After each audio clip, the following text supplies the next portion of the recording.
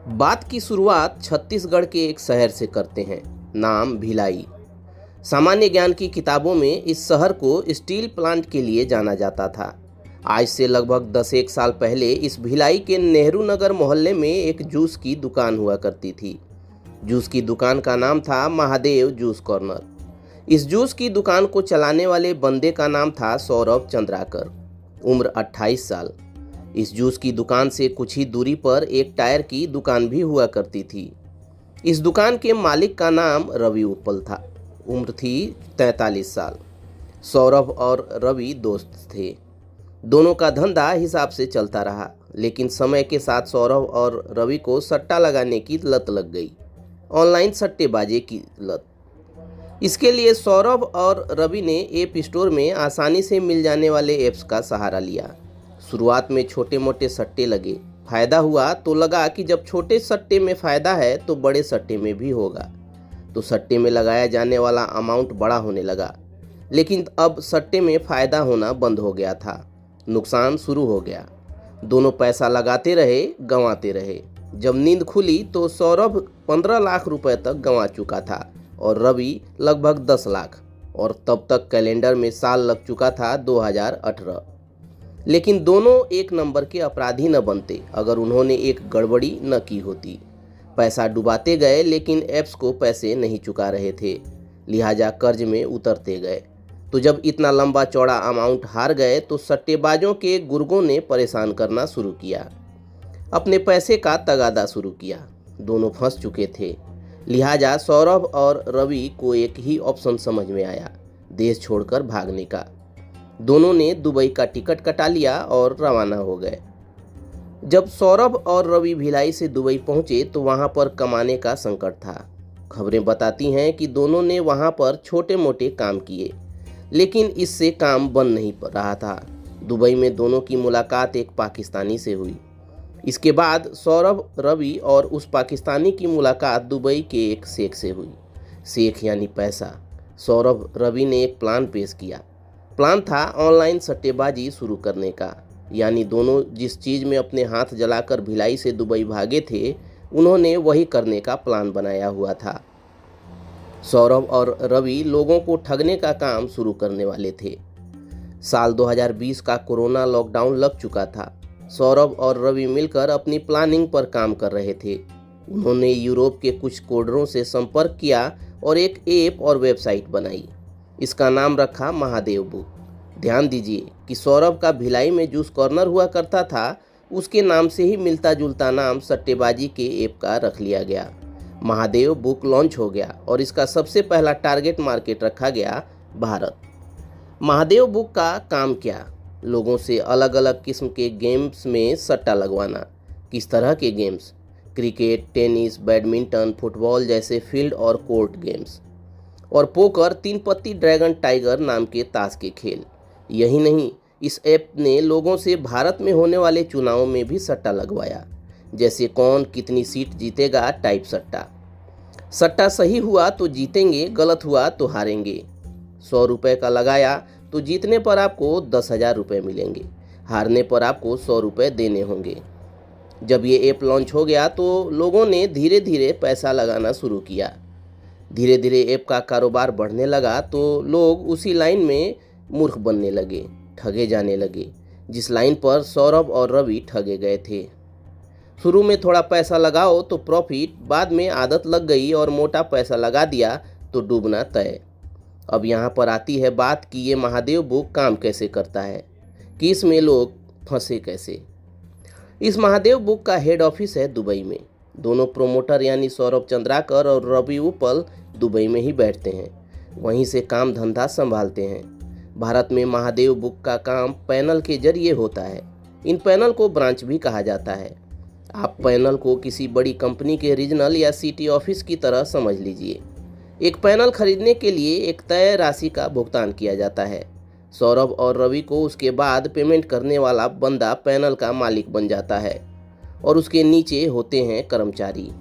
एक आदमी एक से अधिक पैनल का मालिक बन सकता है, बशर्ते उसके दुबई में बैठे प्रमोटरों से अच्छे संबंध हों और पैसा देने की कुव्वत रखता हो।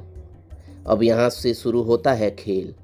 महादेव बुक अपनी वेबसाइट और अपने ऐप के जरिए बहुत सारे विज्ञापन चलाता है।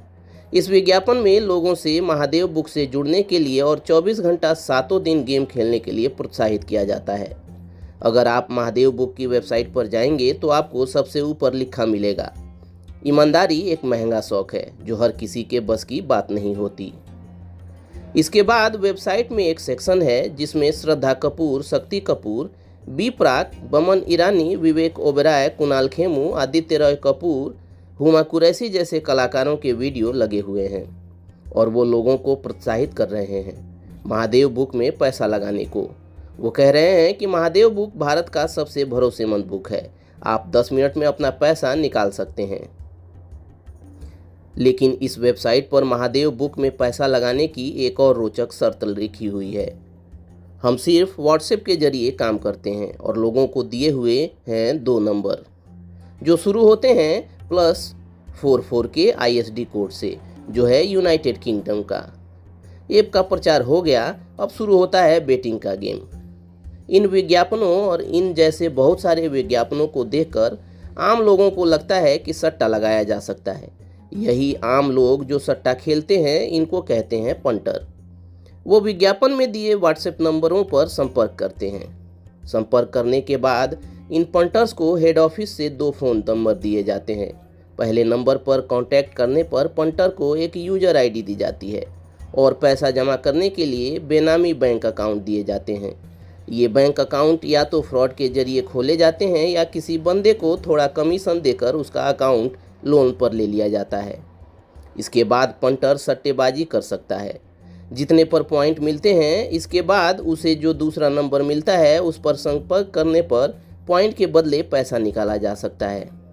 नंबर देने और ID देने का काम तो दुबई में चल रहे हेड ऑफिस का है, लेकिन इस यूज़र ID को बनाने का काम भारत में जो पैनल बनाए गए हैं वहाँ काम करने वाले लोगों का होता है।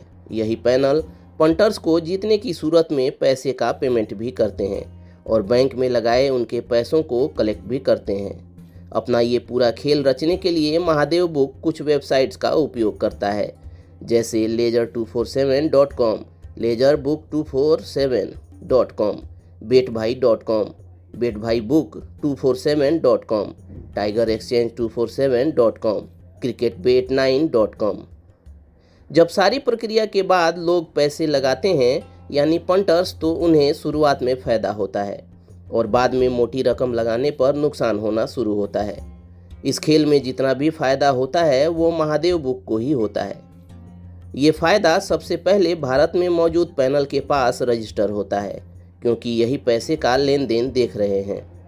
फिर तय डील के जरिए इस फायदे का 80% दुबई में बैठे सौरभ और रवि के पास हवाला के जरिए चला जाता है और पैनल के पास बचता है 20%। हिंदुस्तान टाइम्स की एक खबर बताती है कि ये गेम कितना बड़ा है। दुबई के प्रमोटरों के पास पूरी दुनिया में है 4000 से ज़्यादा पैनल और हर एक पैनल के पास हैं 200 से ज़्यादा पंटर्स, यानी इस स्कीम में पैसा लगाने वाले 8 लाख से ज़्यादा लोग। ये इतना व्यापक सेटअप है कि सौरभ और रवि एक दिन में 200 करोड़ रुपए से भी ज़्यादा कमाते हैं। लेकिन सौरभ और रवि पहुंच से इतनी दूर तो थे नहीं, कभी न कभी पकड़े ही जाते। खबरें बताती हैं कि जब पंटर्स को नुकसान होना शुरू हुआ तो केस दर्ज कराए जाने लगे। स्थानीय पैनल और महादेव ऐप के खिलाफ धोखाधड़ी के केस दर्ज कराए गए। कई जगहों पर इन लोगों पर आत्महत्या के लिए उकसाने के भी केस दर्ज हुए। लेकिन अब इस मामले में पुलिस नहीं, ईडी है, और ईडी किस मौके पर और कैसे शामिल होती है हम इस पर बात करेंगे। दरअसल महादेव ऐप के खिलाफ बहुत सारे केस छत्तीसगढ़ पुलिस ने दर्ज किए थे। इसमें एक केस था मनी लॉन्ड्रिंग का। पुलिस अपने स्तर पर जांच और अरेस्ट कर रही थी। फिर आई एक शादी फरवरी 2023 के महीने में। ये शादी थी महादेव ऐप के प्रमोटर सौरभ चंद्राकर की। ये शादी यूएई के रास अल खेमा में हुई और इस शादी से जुड़ी कुछ खबरें सामने आईं, जैसे सौरभ चंद्राकर की शादी में लगभग 200 करोड़ रुपए खर्च हुए। सौरभ चंद्राकर ने अपने रिश्तेदारों को नागपुर से दुबई प्राइवेट जेट में बुलाया था और वो प्राइवेट जेट से ही वापस आए थे। सौरभ चंद्राकर की शादी में मुंबई से कैटरर, डेकोरेटर और तमाम इंतजाम करने वाले लोग गए थे और इनको कैश में पेमेंट किया गया। इस शादी में बॉलीवुड से जुड़े कुछ सितारों को भी बुलाया गया। इन्होंने वहां परफॉर्म किया और उन्हें भी कैश में पेमेंट किया गया। शादी के जश्न की कुछ फोटो तस्वीरें भी सोशल मीडिया पर वायरल हुईं। ईडी के कान खड़े हो गए। ईडी ने केस दर्ज करके जांच शुरू कर दी। फिर शक की पहली सुई गई छत्तीसगढ़ पुलिस और अधिकारियों की तरफ। छत्तीसगढ़ में क्या हुआ? 21 और 23 अगस्त 2023 के महीने में ईडी ने छत्तीसगढ़ के कई इलाकों में छापे मारे। छापों के बाद ईडी ने 4 लोगों को हिरासत में लिया। राज्य की पुलिस में काम करने वाले एएसआई चंद्रभूषण वर्मा, स्थानीय निवासी सतीश चंद्राकर और अनिल दमानी और सुनील दमानी नाम के 2 भाइयों को, जिनके बारे में ईडी ने कहा कि ये हवाला ऑपरेटर हैं।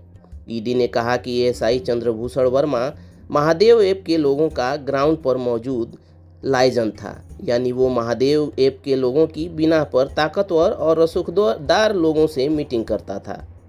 चंद्रभूषण और सतीश को हवाला के जरिए दुबई से बहुत सारे पैसे कैश मिलते थे।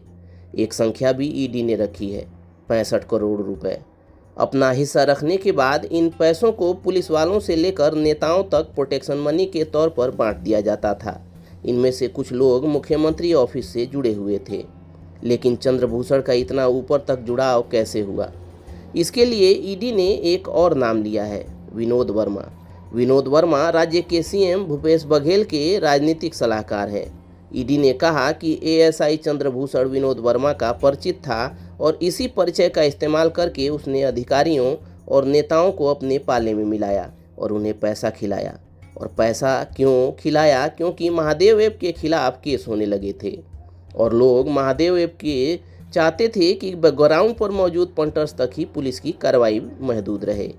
पंटर्स के ऊपर काम कर रहे पैनल या दूसरे लोगों तक न पहुंचे जांच। साथ ही पुलिस जब बीच में कभी एक्शन लेती तो घूस के पैसे बढ़ा दिए जाते थे। ईडी ने अपने प्रेस नोट में ये भी कहा है कि मुख्यमंत्री ऑफिस से जुड़े कई सीनियर अफसरों को महीने महीने घूस का पेमेंट किया जाता रहा। ईडी ने यह भी दावा किया कि जिन बैंक अकाउंट के जरिए महादेव ऐप के लोग अपना काम करते हैं, उनमें से अधिकतर खाते छत्तीसगढ़ में खोले गए थे। ईडी ने यह भी कहा कि महादेव बुक का काम इतना बढ़ चुका था कि भिलाई के युवा दुबई जाने लगे। वो वहां जाकर ट्रेनिंग लेते और ट्रेनिंग के बाद वापस इंडिया आकर अपना पैनल खोलकर अपना काम शुरू कर देते। मामला छत्तीसगढ़ पहुंचा तो राजनीति तय थी। भाजपा हमलावर हुई तो बचाव में आए सीएम भूपेश बघेल और दावा किया कि उन्होंने ही कार्रवाई शुरू की और उनके ही कहने पर मामला ईडी के पास गया। लेकिन छत्तीसगढ़ ही नहीं, ईडी ने कुछ और राज्यों जैसे कलकत्ता, मध्य प्रदेश और महाराष्ट्र में भी छापे मारे और पूछताछ की है। ये अधिकतर बिजनेस हाउस हैं। इन पर आरोप है कि इन्होंने महादेव ऐप के लिए पैसे इधर उधर किए हैं और हवाला रूट का इस्तेमाल किया है। छत्तीसगढ़ से चलते हैं बॉलीवुड की ओर। यहाँ क्या हुआ कि बहुत सारे कलाकारों को बुला लिया गया पूछताछ के लिए। एकदम सीधा और सपाट जवाब है कि ये लोग महादेव ऐप या सौरभ रवि से किसी न किसी रूप में जुड़े रहे। हमने आपको कुछ देर पहले ही बताया कि महादेव ऐप की वेबसाइट पर हमें क्या मिला। एक सुर में महादेव ऐप का प्रचार करते हुए, टोन में प्रचार करते हुए एक्टर और गायक। आरोप है कि इन लोगों ने महादेव ऐप का प्रचार करने के लिए मोटा पैसा लिया। इन लोगों को महादेव बुक ने कई रूट से पैसा घुमा कर दिया, लेकिन आखिर में वो था सट्टेबाजी का ही पैसा। वेबसाइट पर दिख रहे कलाकारों के अलावा भी कई कलाकारों ने इस ऐप को प्रमोट किया। रणवीर कपूर, हुमा कुरैशी, कपिल शर्मा और हिना खान उसी फहरिस्त में आते हैं। कहा जा रहा है कि इन कलाकारों को बस पूछताछ के लिए ईडी ने बुलाया है। हालांकि कई कलाकारों ने ईडी से थोड़ा समय मांगा है। इसके अलावा वो कलाकार और इन्फ्लुएंसर भी निशाने पर हैं जो सौरभ चंद्राकर की शादी में दुबई गए थे या बुलाए गए थे। वैसे सौरभ और रवि दुबई में छुपे हुए हैं और उनके खिलाफ लुकआउट सर्कुलर भी जारी है। उन पर तमाम एयरपोर्ट पर नज़र रखी जाएगी। देश आएंगे तो पकड़ लिए जाएंगे। लेकिन फिल्मी सितारे क्या करेंगे? जांच का और पूछताछ का सामना करेंगे। हजारों करोड़ों की बात है। घूसखोरी, गबन, हवाला और घोटाले की बात है। सच सामने तो आना ही चाहिए। चलिए दोस्तों, आज के इस वीडियो में इतना ही। मिलते हैं अगले वीडियो में। तब तक keep searching for knowledge and try to be a kind person.